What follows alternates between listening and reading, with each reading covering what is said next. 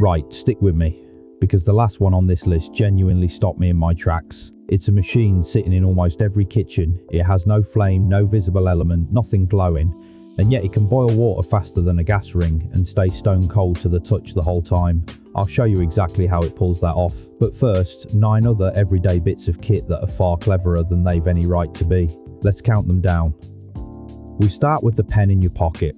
The genius of the ballpoint is a tiny tungsten carbide sphere, usually under a millimeter across, sitting in a socket precise to within 1/100th of a millimeter. As you write, the ball rolls and capillary action pulls thick oil-based ink down onto its top surface, which then transfers to the paper. Loose enough to spin freely, tight enough that it doesn't leak or fall out. Last little Biro cracked this in the 1930s after watching newspaper ink dry fast and smudge-free. And here's the thing that gets me, that socket tolerance is finer than most engine parts. Speaking of precision, the next one's a masterclass in it.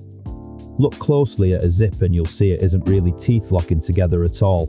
Each tooth is a little hook and hollow, and the slider is the clever part. Inside it's a Y-shaped wedge. Pull it up and the wedge forces each tooth's hook to nest into the hollow of the tooth from the opposite side, offset by 1, interlocking them at an angle you could never manage by hand. Pull down and it prizes them apart. Gideon Sumbach perfected this in 1913. What I love is there are no moving parts in the slider, the geometry does everything. Next, something even simpler that saved millions of lives.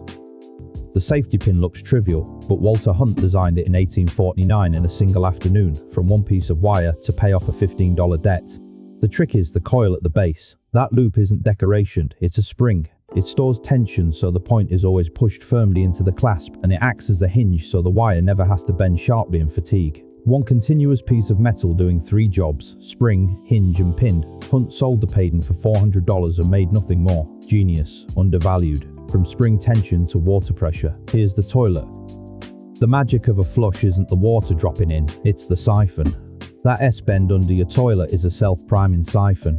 When you flush, water rushes in fast enough to completely fill the bend, and once it's full it pulls the entire bowl's contents up and over the hump, then gravity does the rest, sucking everything down in one go. When air breaks the column, you get that gurgle and it stops. Thomas Crapper popularized it, but the siphon flush was Albert Giblin's patent in 1898. It's the same physics as siphoning petrol, just triggered by a button. Now, something that measures temperature with no electronics at all.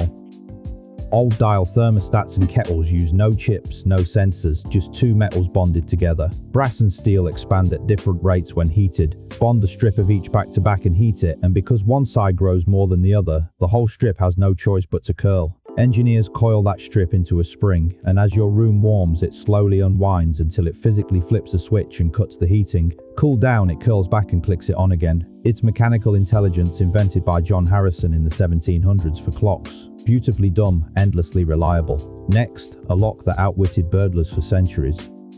Inside almost every door lock is a row of tiny spring-loaded pins, each cut into 2 pieces at a different height. With no key, those cut points sit at random depths, so the pins bridge the gap between the rotating plug and the fixed housing, jamming it solid. The right key lifts each pin so every single cut point lines up exactly at the shear line and the plug spins free. Get one pin wrong by ½ a millimeter and nothing turns. This is ancient Egyptian in origin, refined by Linus Yale in the 1860s. Watching it work in cutaway never gets old. Now to a needle that shouldn't be able to sew at all. Here's the one that broke my brain as a kid. A hand needle has the eye at the blunt end, but a sewing machine needle has the eye at the point, because it never pushes all the way through.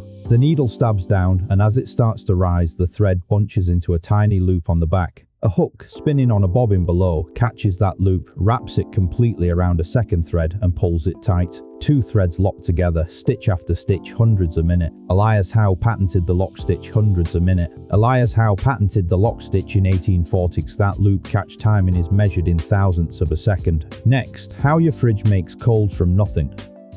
Your fridge doesn't make cold, it moves heat, and it does it with a clever trick of pressure. A refrigerant gas gets compressed, which makes it hot, and it dumps that heat out the coils at the back.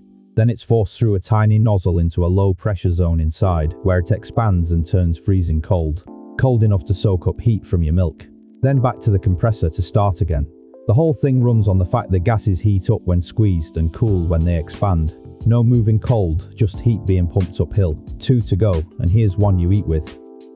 A microwave doesn't heat from outside in, it heats water molecules directly, everywhere at once.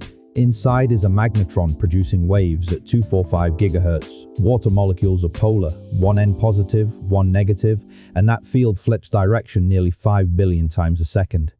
The molecules frantically try to spin and keep up, and all that friction is heat. That's why a dry plate stays cool but the food on it burns you. No water, no spinning. Percy Spencer discovered it in 1945 when a chocolate bar melted in his pocket near a radar set. Right, the number one. The hob with no flame and no glow. Here it is. The induction hob has no flame, no red-hot element, and yet the pan is scorching while the glass around it stays cool enough to touch. Under the glass is a coil carrying a rapidly alternating